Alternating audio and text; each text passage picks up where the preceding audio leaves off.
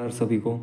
मैंने हाल फिलहाल में एक दो वीडियो राहुल जी के डाले हैं, जिसके पीछे मेरा किसी तरह का यह तात्पर्य नहीं है कि मैं किसी तरह का धन अर्जित करूं उनके नाम पर, या फिर उनके नाम पर कुंडली एनालिसिस करूं, मतलब कि कुंडली कंसल्टेशंस करूं। ठीक है, जो कि मेरे को 3-4 कॉल्स आए, एक दो मेल आया और एक दो व्हाट्सअप टेक्स्ट भी आया, तो उन सबको मैंने क्लियर कर दिया कि मैं उनके नाम पर किसी तरह का कंसल्टेशंस नहीं करता हूँ। ठीक है, जो कि मैंने वीडियो के पिंड कमेंट में भी डाल दिया है कि मैं सिर्फ उनके पुराने वीडियोस शेयर कर रहा हूँ, ये उनका ऑफिशियल चैनल नहीं है और ना ही मेरा उनके साथ किसी तरह का पर्सनल कनेक्शन है। ठीक है, तो ये कुछ चीज़ें मैं क्लियर करना चाहता था, जो कि मैंने कमेंट में भी क्लियर की और मैं वीडियो में भी अभी बता रहा हूँ कि ये सिर्फ बस इसलिए डाल रहा हूँ क्योंकि वो डेली बेसिस पे अपने वीडियोस पोस्ट नहीं कर पा रहे और मैं उनके वीडियोस कंसिस्टेंटली देखते रहता हूँ। तो जो मेरे को बहुत ज़्यादा बढ़िया क्लिप्स लगे वो मैं वहाँ से डाउनलोड करके सिर्फ रीपोस्ट कर रहा हूँ और उसका श्रेय पूरे के पूरा उनको जाता है, ना ही इस यूट्यूब से किसी तरह का अर्निंग हो रहा है। तो इन सब चीज़ों को लेकर आप निश्चिंत रहिए। ठीक है, तो किसी को कोई भी मतलब कि दिमाग में ऐसा हो कि मैं उनके नाम पे अर्निंग कर रहा हूँ, तो उसके चलते मैंने मतलब कि ये कुछ चीज़ें क्लियर की हैं और मैं उसके व्हाट्सअप के स्क्रीनशॉट भी वीडियो के एंड में डाल दूंगा। जो मेरे को व्हाट्सअप आए थे मैसेज और उनको मैंने रिप्लाई दिया था कि एज सच मेरा उनके साथ कोई पर्सनल कनेक्शन नहीं है। ठीक है, और मेरा प्रयास ये भी रहेगा कि जो मतलब कि कमेंट में कुछ लोग क्वेश्चन पूछ रहे हैं तो मैं उनका रिप्लाई कर पाऊँ। ठीक है, एक पर्सन ने अपना बर्थ डिटेल्स दे रखा था कि उनका क्वेश्चन ये था कि एग्ज़ाम क्लियर होगा या नहीं, सीए का एग्ज़ाम दे रहे हो। ठीक है, तो उनका ये बर्थ चार्ट है जो मतलब उनके बर्थ डिटेल से इनपुट डालने पे हमें सामने आया है। तो थोड़ा हम इसका मतलब एनालिसिस करेंगे कि क्या है क्या नहीं, और ये मेरी तरफ से एक छोटी सी मतलब कि फ्री सेवा समझ लीजिए या फिर जो आपका है, मैं मतलब कि एक गाइडेंस देना चाह रहा हूँ कि जो किसी तरह से उनको हेल्प कर पाए। ठीक है, तो पहले तो सबसे बड़ा चार्ट में जो चीज़ रहता है ना वो होता है दशा। दशा से बड़ा कुछ है ही नहीं। तो अभी अगर हम देखा जाए ना तो इनकी मार्स की महादशा चल रही है। मार्स की महादशा में राहु की अंतर्दशा, जो कि अभी सेटन की प्रत्यंतर दशा चल रही है और उसके बाद मर्क्यूरी की प्रत्यंतर दशा आएगी।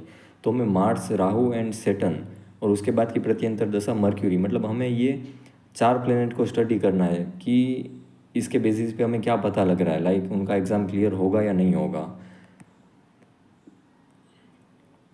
और अगर हम देखें, ठीक है, इनका फोर्थ कस्पल सबलोड जो कि स्टडीज़ के लिए देखा जाता है, मतलब कि 4, 9 एंड 11, मतलब कि वीनस एंड मार्स, ये हमें इनकी स्टडीज़ के बारे में बताएगा कि इनका स्टडीज़ कैसा चलता है। ठीक है, वीनस एंड मार्स, वीनस यहाँ पे 2, 7, 1, 5, 8, 9, 10, 11, 12, वीनस एंड मार्स।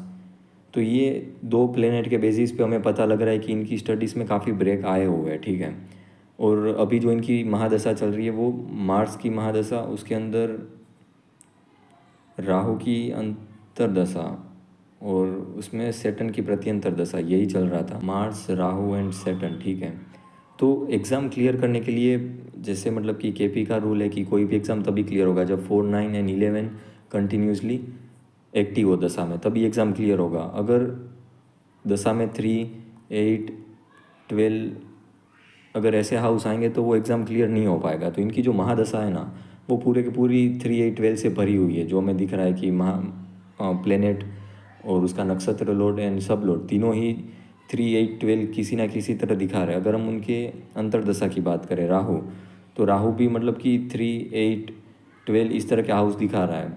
4 एंड 11 भी आ रहा है बट मोस्टली 3, 8 से भरा हुआ है। ठीक है, तो उसके चलते पता लग रहा है कि महादशा एंड अंतर्दशा दोनों ही सपोर्टिव नहीं है एग्ज़ाम क्लियर करने के लिए। अंतर्दशा का प्लेनेट, जो कि प्लेनेट का जो नक्षत्र है मून, वो 5th हाउस लेके बैठा हुआ है। ठीक है, तो ये पता लग रहा है कि ये पर्सन इंटेलिजेंट है लेकिन एग्ज़ाम क्लियर नहीं कर पा रहे हैं। और अगर हम प्रत्यंतर दशा की बात करें तो प्रत्यंतर दशा में 11 के साथ 12th आ रहा है। ठीक है, तो सेटन का हम प्लेसमेंट देख लेते हैं कि सेटन कहाँ पे बैठा हुआ है। सेटन जो कि 12th हाउस में बैठा है, 11th हाउस को गवर्न कर रहा है। तो यहाँ पे भी जो प्रत्यंतर दशा है वो 12th हाउस प्रोमिनेंट लेके बैठी हुई है। तो हमें कहीं ना कहीं क्लियर एक इंडिकेशन मिल रहा है कि एग्ज़ाम क्लियर कर पाना बहुत मुश्किल है इनके लिए। केतु, सेटन का जो सबलोड है केतु, वो भी 12th हाउस में बैठा हुआ है, तो एग्ज़ाम क्लियर कर पाना तो इनके लिए मुश्किल है। और साथ में जो थर्ड हाउस बहुत प्रोमिनेंटली आ रहा है, एथ हाउस आ रहा है, तो इसका रेमेडी क्या है? अगर हम बात करें कर्मा अलाइनमेंट की, ठीक है, तो कर्मा अलाइनमेंट में थर्ड हाउस सो ट्रैवलिंग्स दिखाता है, एथ हाउस पेन को दिखाता है, ठीक है, और थर्ड हाउस ऑनलाइन एजुकेशन दिखाता है। थर्ड हाउस से हम मतलब कि रिटर्न प्रैक्टिस भी देखी जाती है, मतलब रिटर्न प्रैक्टिस और ये सब थर्ड हाउस के अंदर आता है। और अगर हम बात करें इनकी नेक्स्ट प्रत्यंतर दशा जो कि मर्क्यूरी की आएगी, तो वह वापिस से 3 और 4 लेके आ रही है, तो थर्ड हाउस को ही हमें किसी ना किसी तरह हैंडल करना है। बाकी फोर्थ प्रत्यंतर दशा में है और अंतर दशा में भी फोर्थ हाउस आ रहा है और महादशा में भी फोर्थ हाउस आ रहा है, तो फोर्थ हाउस के चलते एग्ज़ाम तो ये क्लियर कर जाएंगे। लेकिन जो ये थर्ड हाउस है वो मतलब प्रॉब्लम क्रिएट कर रहा है, तो थर्ड हाउस का रिमेडी हम क्या दे सकते हैं इन्हें? तो इसका एक सिंपल रिमेडी है कि आप रिटर्न प्रैक्टिस करो। मैंने इनसे मतलब कि बात करते हुए पूछा कि आप रिटर्न प्रैक्टिस करते हो या नहीं करते, तो उन्होंने बोला कि रिटर्न प्रैक्टिस इनका ऐसा नहीं है।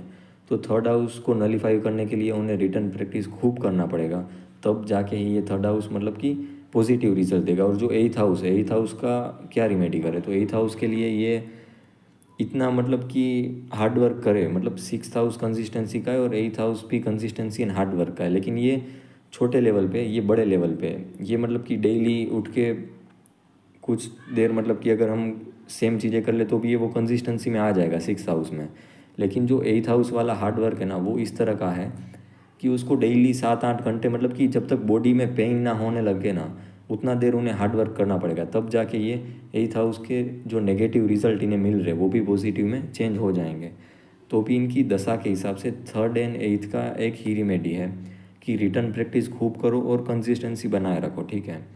तो बाकी एज सच एग्ज़ाम क्लियर करने के लिए मैंने उनको बताया कि ये करो तो आपको काफ़ी फ़र्क देखने को मिलेगा, जो कि लंबे टाइम से मतलब कि 3-4 साल से एग्ज़ाम क्लियर करने का कोशिश कर रहे हैं। और ये करेंगे तो आई थिंक इनको कहीं ना कहीं पॉजिटिव रिजल्ट्स देखने मिलेंगे, ठीक है। तो जो इन्होंने मेरे को पर्सनल कनेक्ट किया था, ठीक है, मतलब पर्सनली व्हाट्सएप पे कनेक्ट हुए थे मेरे से, तो मैंने उनको कॉल पे ये सारी चीज़ें बताई और मैं वीडियो पे भी ये चीज़ें शेयर कर रहा हूँ। और मेरा प्रयास रहेगा कि जो लोग कमेंट में या फिर किसी भी तरह अपना मतलब डिटेल दे रहे हैं, तो मैं ट्राई करूँ कि उनको अपना 100% दे पाऊँ।